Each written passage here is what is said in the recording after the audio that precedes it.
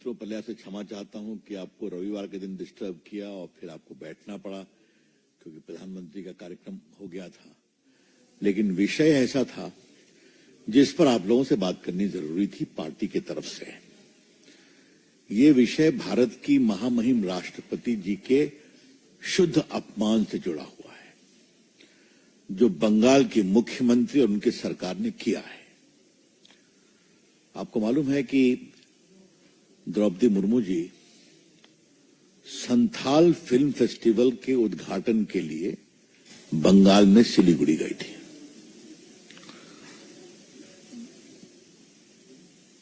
Bagdogra airport पर उनको receive करने कोई नहीं आया, मुख्यमंत्री भी नहीं, उनके कोई अधिकृत मंत्री भी नहीं, कोई पदाधिकारी भी नहीं।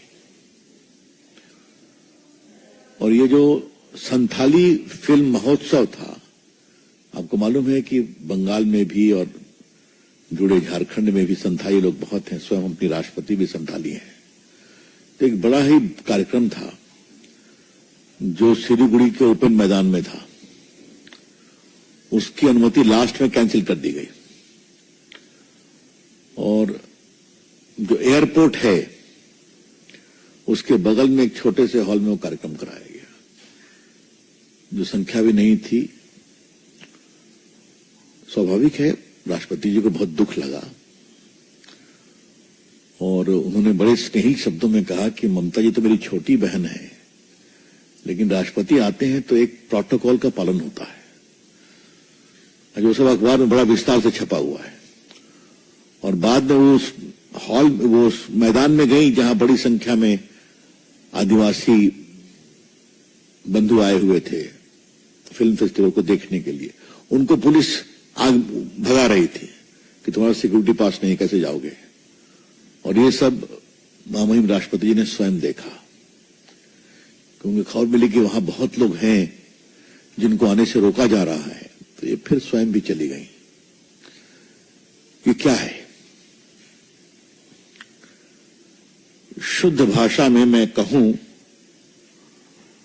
क्या है ममता जी? राष्ट्रपति जी का करे अपमान और घुसपैठियों को बनाए मेहमान। ये तो उनकी कहानी है ना। राष्ट्रपति जी का करे अपमान और घुसपैठियों को बनाए मेहमान। देखिए, सब लोग संविधान की बात करते हैं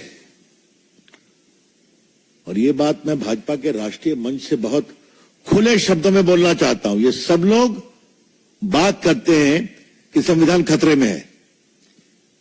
आज ममता जी और उनके सरकार के आचरण से देश के संविधान के सर्वोच्च पद पर बैठी महामहिम राष्ट्रपति का अपमान हुआ है।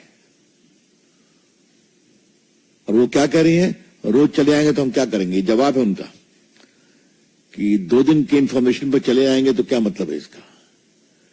मतलब ये कौन से शब्द हैं?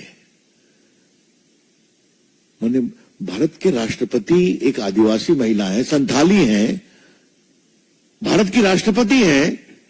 यही आपके मन में इज्जत है क्या? ये बहुत शर्मनाक है, भर्त्सना योग्य है। और मैं पार्टी के राष्ट्रीय मंच से खुलेआम भर्त्सना करता हूं ममता जी की सरकार और ममता जी का स्वयं।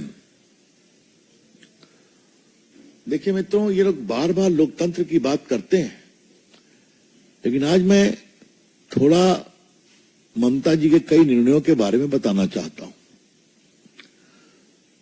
आपने देखा होगा कि चुनाव आयोग के बारे में तो लगता है इन्होंने एक प्रकार से खुलेआम युद्ध ही कर रखा है। कल जब वो धरने पर थी तो देखा कि उनके एक एमपी हैं, क्या नाम लिया जाए उनका, उन्होंने कहा कि चीफ इलेक्शन कमिश्नर जिस तरह से उंगली दिखा रहे थे, अगर वो चीफ इलेक्शन कमिश्नर नहीं होते उनकी मैं उंगली काट लेता। ममता जी के सामने उन्होंने कहा। सरकार ने कितना विरोध किया, हाई कोर्ट में, सुप्रीम कोर्ट में। सुप्रीम कोर्ट ने अल्टीमेटली एक विशेष व्यवस्था की, अपने विशेष अधिकारों का प्रयोग करते हुए आर्टिकल 142 में, कि ये कहा कि जुडिशियल ऑफिसर से ऑब्जेक्शन का निराकरण करेंगे। और आज हो रहा है। सारे जुडिशियल ऑफिसर्स कर रहे हैं, और कुछ कमी हुई तो बगल के प्रदेश झारखंड और उड़ीसा से बुलाए गए। तो ये पूरा एसआईआर के आपत्ति का निराकरण कलकत्ता हाईकोर्ट के चीफ जस्टिस के निर्देश पर हो रहा है, जिसके लिए सुप्रीम कोर्ट का आदेश हुआ है। तो आपकी आशंकाओं में निराकरण में कोर्ट ने ये कार्रवाई की है, फिर भी आपको परेशानियां धरने में बैठी हुई हैं। आपको याद होगा कि ये सुप्रीम कोर्ट में भी चली गई थी बहस करने के लिए। क्या बहस किया मुझे नहीं मालूम है, क्योंकि सुप्रीम कोर्ट ने बार बार कहा कि आपके योग्य वकील लोग खड़े हैं। क्या कहना चाहती है ममता जी? क्या सुप्रीम कोर्ट पर दबाव देना चाहती थी? ये सवाल मैं कर रहा हूं, थोड़ा कानून समझता हूं। उसी के पहले आपको याद होगा पूरा जो वो ईडी का मामला हुआ था, जब इन्होंने फाइल छीन ली थी ईडी के पदाधिकारियों से, भागते भागते चली गई, तो सुप्रीम कोर्ट ने बड़ी तल्ख टिप्पणी की थी, उसका सुप्रीम कोर्ट चली गई है खुद व्यक्तिगत रूप से। तो क्या चीफ इलेक्शन कमिश्नर, क्या जुडिशरी, मोदी जी को तो जब जाते हैं बंगाल, जितनी कोशिश होती है उनके कार्यक्रम को असफल करने के लिए, उनको जगह नहीं मिले। प्रधानमंत्री के बारे में बता रहा हूं, संघ वगैरह का तो कार्यक्रम होता है तो शायद कोर्ट से उनको परमिशन लेना पड़ता है, तब उनको जगह मिलती है। बाकी महिलाओं के साथ क्या क्या हुआ यहां मैं बताने की जरूरत नहीं समझता, चाहे वो मटुआ महिलाएं हों, चाहे वो मेडिकल की स्टूडेंट्स हों, तृणमूल के गुंडे जो भी अत्याचार करते हैं वहां की पुलिस खड़ी रहती है और ममता जी उनको संरक्षण देती है। तो क्या महिला कल्याण, पत्रकारों का हाल भी आपने सुना होगा, कितने पिटते हैं वो अगर थोड़ा भी उन्होंने आपत्ति किया। विपक्ष की बात तो छोड़ दीजिए, बताने की जरूरत ही नहीं है। और घोर असंवैधानिक काम, खुलेआम घुसपैठियों को अंदर लाना, घोर असंवैधानिक काम। नगर निकाय के चुनाव में विपक्ष का कोई उम्मीदवार पर्चा नहीं दाखिल करेगा और वोट नहीं देने दिया जाएगा। मैंने खुद जाके देखा है और आपको आज बताऊं, मैं 3 बार गया था जांच करने के लिए। तो गांव में हमारी एक बड़ी महिला कार्यकर्ता को बहुत पिटाते उम्मीदवार थी, तो उसकी बहू थी, वो पेट से थी। वो सब मैंने देखा, उसके घर को तोड़ दिया था। तो पत्रकार लोग भी आए तो उनको देख के बहुत गांव के लोग गुस्सा आ गए, तुम लोग कहां थे? तो बाद में हमने पूछा कि क्यों तुमसे गुस्सा है ये लोग? कहा हम लोग को भी कहां आने देते हैं, वो तुम आपके पीछे पीछे आए हैं, वरना हम लोग को भी गांव में आने नहीं देते हैं वो। जी ये हाल है पत्रकारों की। ममता जी के राज में बंगाल में सिर्फ एक व्यक्ति का स्वागत होता है, वो है घुसपैठिए, आ जाओ, दरवाजा खुला है, तुम्हारा स्वागत है। याद करिए, सीबीआई जो जांच करने गई थी उनके डीजीपी के यहां धरने में बैठ गई थी करप्शन के आरोप को लेकर, जिसको कोर्ट ने सही नहीं माना था।